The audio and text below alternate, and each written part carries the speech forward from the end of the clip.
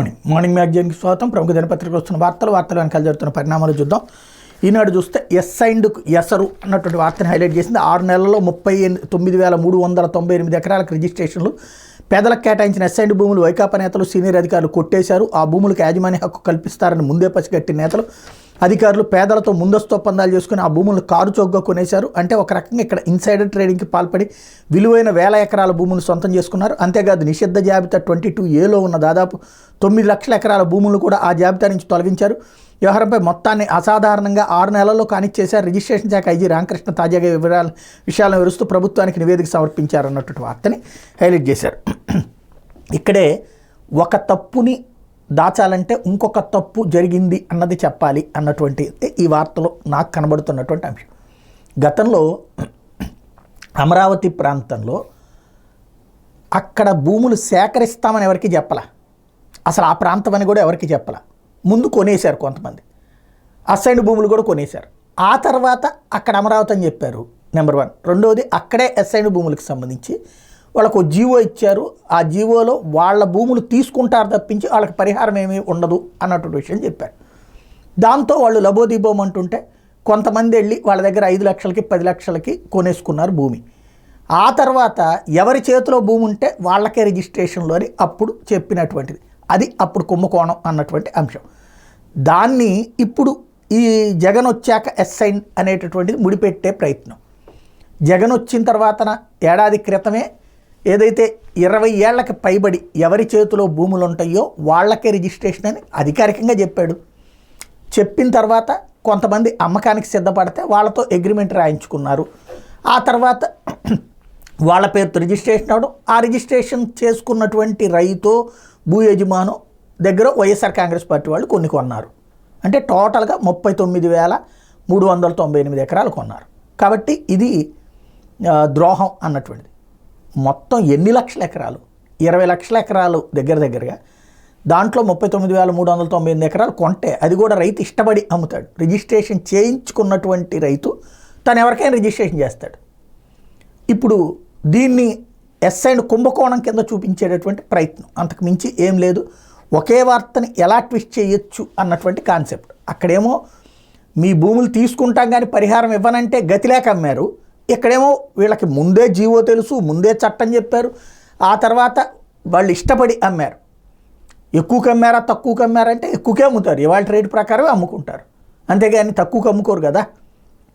Registration జరిగింది, దాన్ని ఈ కోణంలో ప్రొజెక్ట్ చేశారు. ఓవరాల్గా ఒకటి కరెక్ట్ అనాలంటే ఇంకొకటి రాంగ్ అని చూపించేటటువంటి ప్రయత్నం.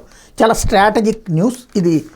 ఎవరికి అర్థమవుతుంది ఎవరికి అర్థం కాదు అనేది ఎవరిష్టం వాళ్ళది. లేకపోతే రహదారుల గుంతలు వెంటనే పూడ్చండి, అత్యవసర పనులు త్వరగా చేపట్టాలి, ఈ పనుల్లో కొత్త సాంకేతికత పైన దృష్టి పెట్టాలి, బీఓటీ కింద రాష్ట్ర రహదారుల అభివృద్ధికి సర్వే చేయండి. ఆర్ఎన్బి అధికారులకు సీఎం ఆదేశం. గత ప్రభుత్వంలో రోడ్ల దుస్థితిని ఏమాత్రం పట్టించుకోలేదని 5 ఏళ్లు ప్రజలు నరకం చూశారని సీఎం చంద్రబాబు పేర్కొన్నారు. ఈ ప్రభుత్వంలో అట్లాంటి పరిస్థితి లేకుండా తొలుత రహదారులపై గుంతలు పూడ్చాలని, ఆ పనులు వెంటనే చేపట్టాలని ఆదేశించారు. ఇందుకు అవసరమైన 300 కోట్లు ఇస్తామన్నారు. రహదారులు భవనాల శాఖ అధికారులతో శుక్రవారం సచివాలయంలో సీఎం సమీక్ష నిర్వహించారు.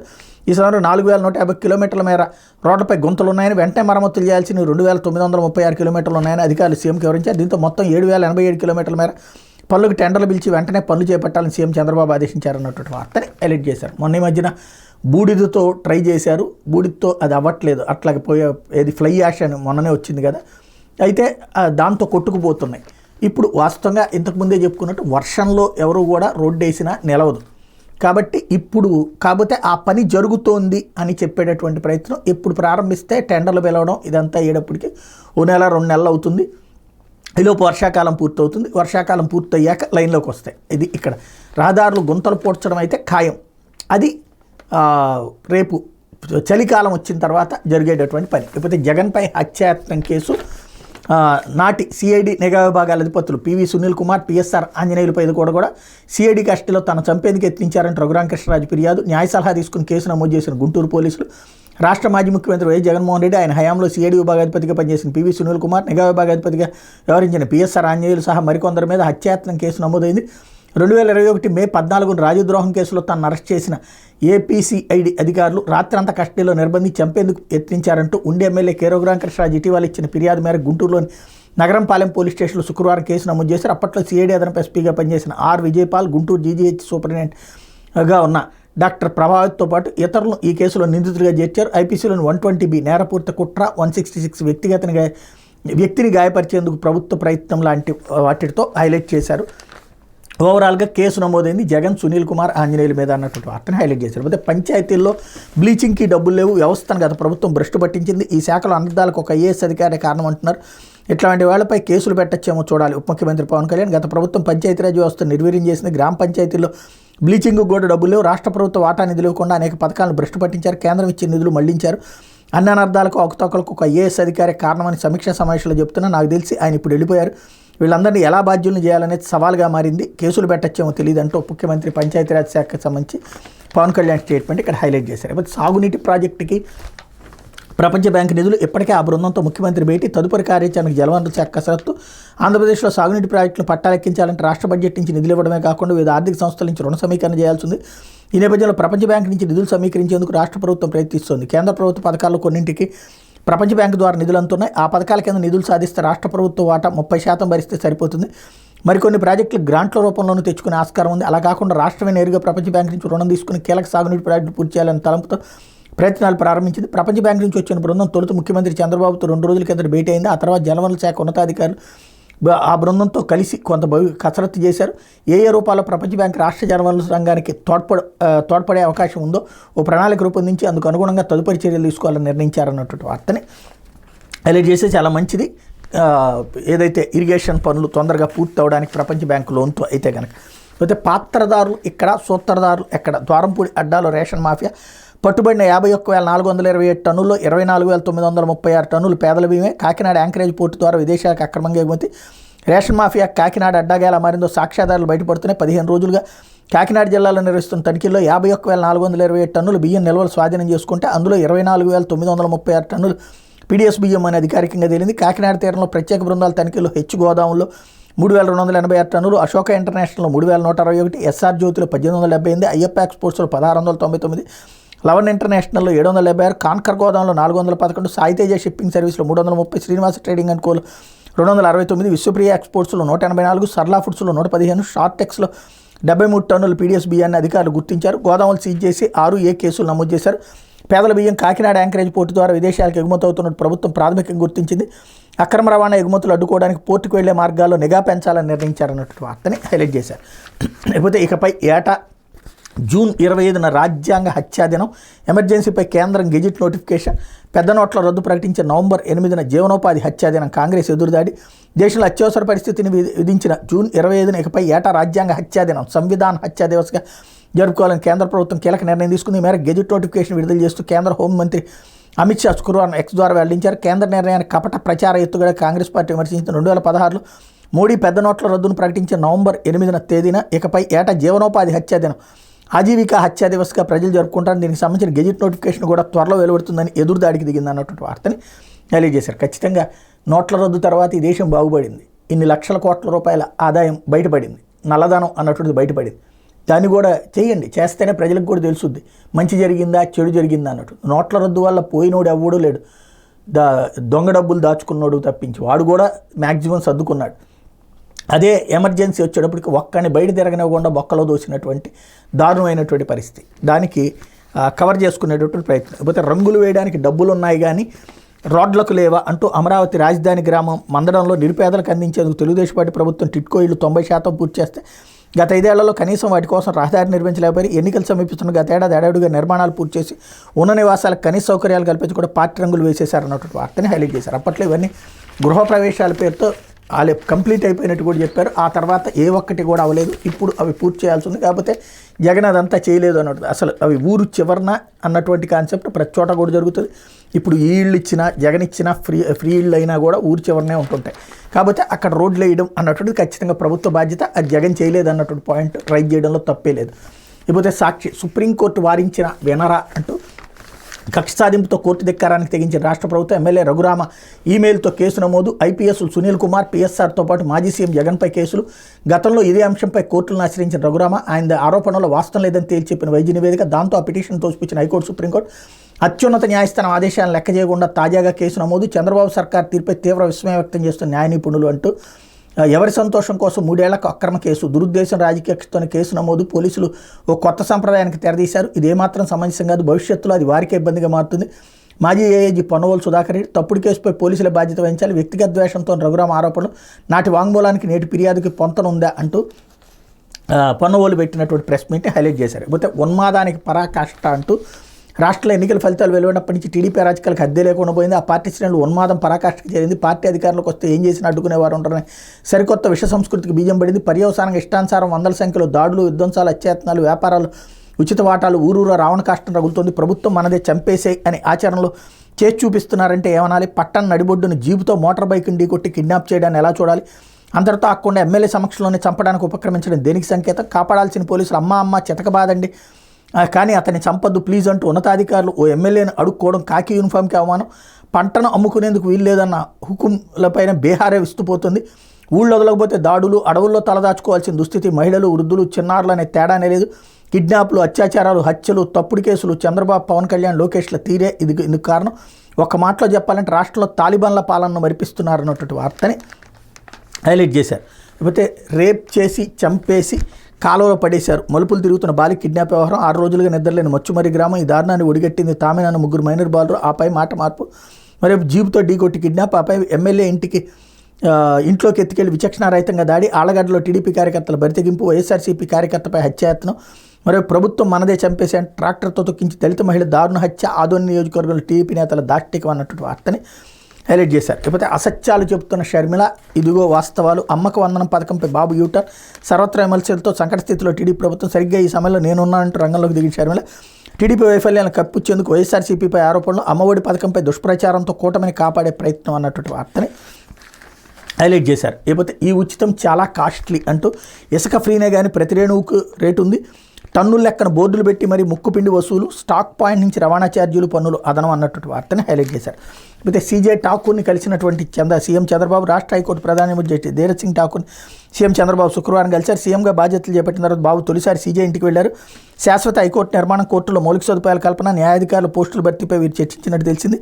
మౌలిక సదుపాయాలు లేకపోవడంతో న్యాయవాదులు, కక్షిదారులు, సిబ్బంది, జడ్జీలు ఎదుర్కొంటున్న ఇబ్బందులు చర్చకొచ్చినట్టు తెలిసింది అన్నటువంటి వార్తని హైలైట్ చేశారు. ఎన్నో ఏళ్ల నుంచి నేను ఆ మాట చెప్తూనే ఉన్నాను. ఆ ప్రాంతంలో కనీసం ఆఫీస్ పెట్టుకోవడానికి లేదు, ఇల్లు కట్టుకోవడానికి లేదు, ఏ అవకాశం లేనటువంటి పరిస్థితి. అయితే రాజకీయ దురుద్దేశంతోనే వ్యక్తిత్వ హననం, ఎలాంటి ఆధారాలు లేకుండా నాపై ఊహాజనిత కథనం.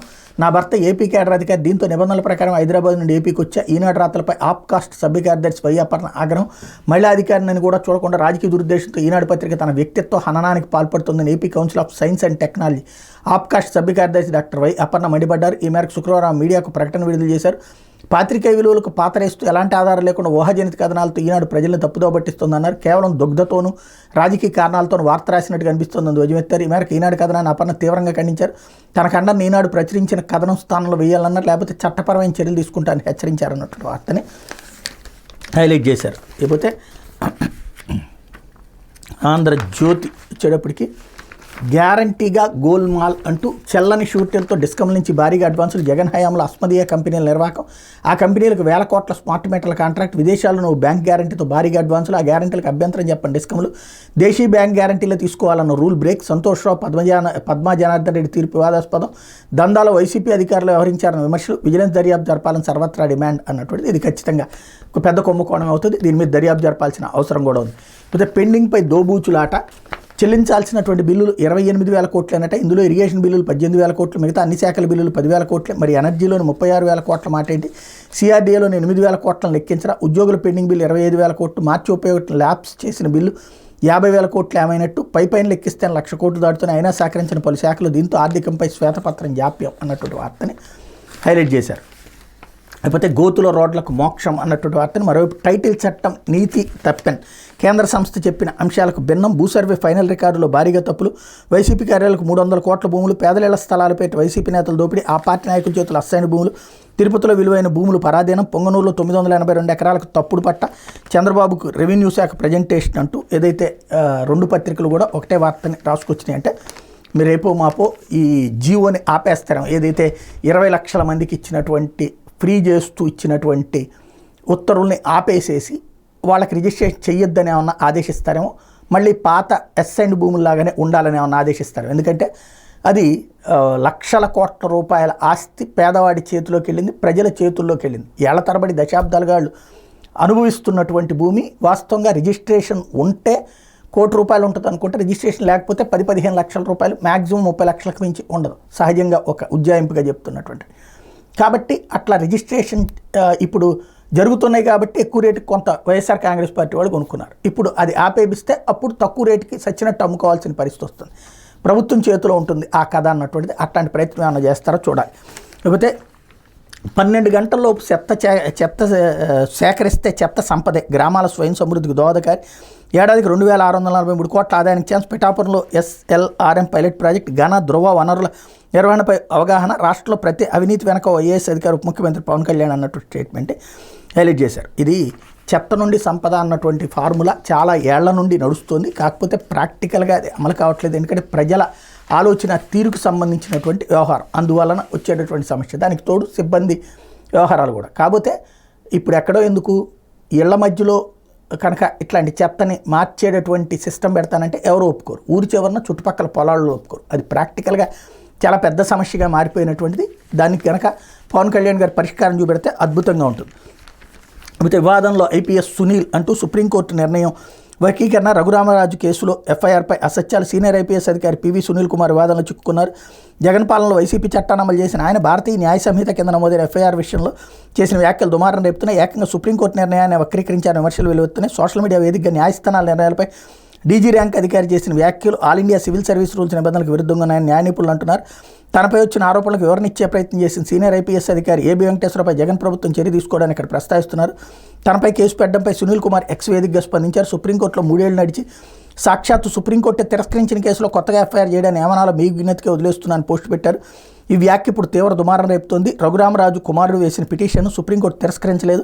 మేము హైకోర్టుకు వెళ్తాం, ఇక్కడ పిటిషన్ ఉపసంహరించుకుంటామని ఆయన కోరడంతో అందుకు సమ్మతించింది. దీనికి సునీల్ వక్రభాష్యం చెప్తూ ఎఫ్ఐఆర్ నమోదును బహిరంగంగా తప్పుపట్టడం ద్వారా ఆల్ ఇండియా సర్వీస్ రూల్స్ ఉల్లంఘించారు. సుప్రీంకోర్టు 3 ఏళ్ల క్రితమే మూసేసిందన్న తప్పుడు సమాచారమని నిపుణులు అంటున్నారు. కేసులో ఇరుక్కుని అడ్డగోలు వాదనలు వినిపిస్తున్న సునీల్ ఇప్పుడు తనను తాను రక్షించుకోవడానికి కుల ప్రస్తావన తీసుకొస్తున్నారు. దళితులకు ఎక్కడ న్యాయం జరిగినా అక్కడ నేనుంటా అంటూ మరో ట్వీట్ చేశారు. దీనిపై సీనియర్ ఐపీఎస్ అధికారులు స్పందిస్తూ ఆల్ ఇండియా సర్వీసులో ఉన్న వ్యక్తి ఒక వర్గాన్ని అడ్డుపెట్టుకోవడాన్ని నిలదీస్తున్నారు. నిజంగా ఆయన దళిత పక్షపాత అయితే డాక్టర్ సుధాకర్ నడురోడ్డుపై చేతులు కట్టే చితకబాదినప్పుడు ఎక్కడున్నారు? ఎమ్మెల్సీ అనంతబాబు తన డ్రైవర్ని చంపి శవాన్ని డోర్ డెలివరీ చేసినప్పుడు ఏమయ్యారు? రాజమండ్రిలో దళిత యువకుడికి శిరోమండనం చేసినప్పుడు ఎక్కడ దాక్కున్నారు? అమరావతిలో దళిత రైతులపై అట్రాసిటీ కేసులు పెట్టినప్పుడు ఆయన సోషల్ మీడియాలో పోస్టులు ఎందుకు పెట్టలేదు? ఆయనపై గృహహింస కేసు పెట్టిన సాధారణచారి దళిత మహిళ కాదని నెటిజన్లు ప్రశ్నల వర్షం కురిపిస్తున్నారు అన్నటువంటి వార్తని హైలైట్ చేశారు. లేకపోతే ఏపీ సీఈఓగా వివేక్ యాదవ్ మీనాస్థానంలో నియామకానికి ఆమోదం, సీఎస్ నీరబ్కు కేంద్ర ఎన్నికల సంఘం లేఖ, రాష్ట్ర ప్రధాన ఎన్నికల అధికారిగా వివేక్ యాదవ్ నియమించేందుకు కేంద్ర ఎన్నికల సంఘం ఆమోదించింది. ఈ మేరకు ఈసీ నుంచి సీఎస్ నీరబ్ కుమార్ ప్రసాద్కి లేఖ అందింది. ముఖేష్ కుమార్ మీనా ప్రస్తుతం సీఈఓగా ఉన్నారు. 3 ఏళ్ల క్రితం ఈ పోస్టులోకి వచ్చారు. అసెంబ్లీ ఎన్నికలు మొత్తం మీనా నేతృత్వంలో జరిగింది. రాష్ట్రంలో 81.66% ఓటింగ్ నమోదు కావడానికి ఆయన చర్యలే కారణమయ్యాయి. చంద్రబాబు ప్రభుత్వం ఆయన కీలక బాధ్యతలు అప్పగించాలనే ఉద్దేశంతో కొత్త సీఈఓ నియామకానికి ఈసీకి 3 పేర్లు పంపించింది. రాష్ట్ర ప్రభుత్వ వినపం మేరకు మీనాకు ఈసీ రిలీవ్ చేయడంతో పాటు కొత్త ఎన్నికల అధికారి నియామకానికి గ్రీన్ సిగ్నల్ ఇచ్చింది. మొన్నటి వరకు సిఆర్డీ కమిషనర్గా విధులు నిర్వర్తించిన వివేక్ యాదవ్ పేరుని రాష్ట్ర ప్రభుత్వం ప్రతిపాదించింది. ఈ ప్రతిపాదన ఈసీ ఆమోదించింది అన్నటువంటి వార్తని హైలైట్ చేశారు. లేకపోతే ఏపీకి ఐఏఎస్ కృష్ణతేజ వచ్చే వారంలో రాక, కేరళ ఐఏఎస్ అధికారి వీఆర్ కృష్ణతేజ ఏపీకి వచ్చేందుకు లైన్ క్లియర్ అయింది. డిప్యూటీ సీఎం పవన్ కళ్యాణ్ సూచనల మేరకు ఆయన్ని ఏపీకి తీసుకురావాలని రాష్ట్ర ప్రభుత్వం నిర్ణయించిన విషయం తెలిసిందే. కేరళ ప్రభుత్వం ఆయన ఏపీకి పంపించేందుకు ఎన్ఓసీ ఇచ్చింది. మరోవైపు రాష్ట్ర ప్రభుత్వం వినపం మేరకు ఆయన స్టేట్ డెప్యుటేషన్ కింద ఏపీకి పంపించేందుకు కేంద్రం ఆమోదించింది. ఈ మేరకు శుక్రవారం అపాయింట్మెంట్స్ క్యాబినెట్ కమిటీ ఆమోదం తెలిపింది. తొలి విడతలో 3 ఏళ్ల పాటు ఆయన ఏపీలో డిప్యుటేషన్ మీద విధులు నిర్వహించేందుకు కమిటీ అంగీకారం తెలిపింది. వచ్చే వారంలో ఆయన ఏపీలో రిపోర్ట్ చేసే అవకాశం ఉంది. డిప్యూటీ సీఎం పవన్ కళ్యాణ్ చూస్తున్న శాఖలో ఆయన కీలక బాధ్యతలు అప్పగించబోతున్నారు అన్నటువంటి వార్తని హైలైట్ చేశారు. ఇకపోతే ఆరోగ్యశ్రీ ట్రస్టు లేదా డాక్టర్ ఎన్టీఆర్ వైద్య సేవా ట్రస్ట్ ఆరోగ్యశ్రీ ట్రస్ట్ పేరును ప్రభుత్వం మార్పు చేసింది. వైసీపీ హయాంలో వైఎస్ఆర్ ఆరోగ్యశ్రీగా మార్చిన పేరును తిరిగి డాక్టర్ నందమూరి తారక రామారావు వైద్య సేవా ట్రస్ట్గా తిరిగి మార్పు చేశారు. ఈ మేరకు ఆరోగ్య శాఖ ప్రత్యేక ప్రధాన కార్యదర్శి ఎంటీ కృష్ణబాబు శుక్రవారం ఉత్తర్వులు జారీ చేశారు. ట్రస్ట్ వెబ్సైట్లో ఇప్పటికే అధికారులు పేరు మార్చారన్నటువంటి వార్తని హైలైట్ చేశారు. అదైతే దానికి వైఎస్ఆర్ పేరు లేకపోయినా ఆరోగ్యశ్రీ అని పేరు పెట్టినా, పుట్టి ఆరోగ్యశ్రీ అని పెట్టినా బాగానే ఉండదు. ఇంకోటి అసలు ఆయుష్మాన్ భారత్ అని పేరు పెడితే బాగుండదు. ఎందుకంటే ఇప్పుడు అంతా దాంట్లో వస్తున్నదంతా కూడా కేంద్ర ప్రభుత్వానికి సంబంధించినటువంటి డబ్బులే. కాకపోతే పేర్లు మార్చడం అన్నటువంటిది ఎవరికి వాళ్ళు చేసుకొచ్చేటటువంటి వ్యవహారం. ఇది దినపత్రికలో వచ్చిన వార్తలు వెనకాల జరుగుతున్న పరిణామాలు.